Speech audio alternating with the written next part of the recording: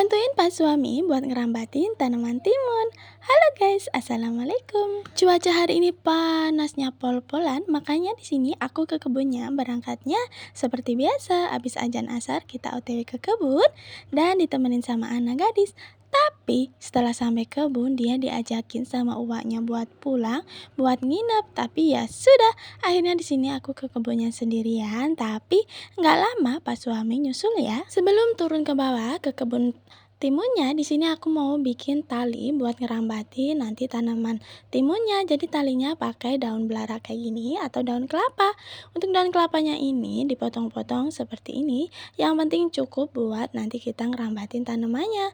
Pokoknya kalau ngerambatin timun itu nggak cukup sekali atau dua kali, tapi seterusnya sampai tanamannya itu benar-benar sampai ke atas ya.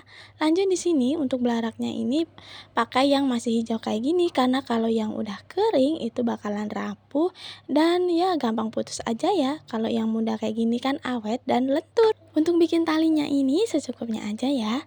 Dan sebenarnya Pak Suami juga lagi ada di kebun, tapi belum selesai buat ngangkutin jagung punya Bapak ya. Lanjut, ini aku langsung masukin ke plastik biar gampang bawanya. Nah, ini udah selesai. Jadi kalau udah selesai ya udah aku langsung mau turun ke bawah ya. Dan karena tanaman jagungnya udah ditebang, jadi kayak kelihatan aja luas gitu ya. Oke, lanjut di sini ini tanaman timunnya ya.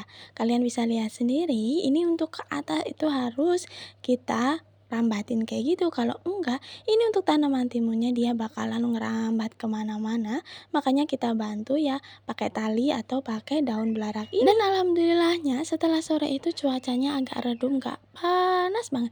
Karena biasanya walaupun udah sore, udah jam 4-an, panasnya itu masih gonjreng alias masih cetar banget. Nah guys, untuk rambatin timunnya pelan-pelan ya.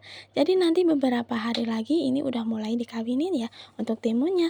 Dan yang udah ada bunganya udah mekar kayak gini harus kita buang karena ya nggak bisa dipakai. Karena nanti timun yang mau dipakai atau dikawinin itu yang masih kuncup, terus kita tutup pucuknya pakai sedotan.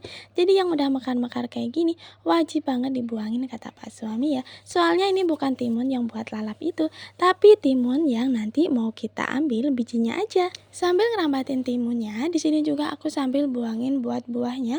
Pokoknya wajib dibuang untuk buah bagian bawah dan yang udah mekar. Sebenarnya sayang banget ya, tapi ya nggak bisa dibiarin sampai besar. Dan lanjut di sini Pak Suami udah selesai buat ngangkutin jagungnya, makanya turun ke bawah. Dan semakin sore cuacanya tuh semakin sadu kayak angin semilir, dan sebagian padi juga udah mulai jebul. Ya sudah, karena udah sore dan selesai, kita mau lanjut pulang dulu.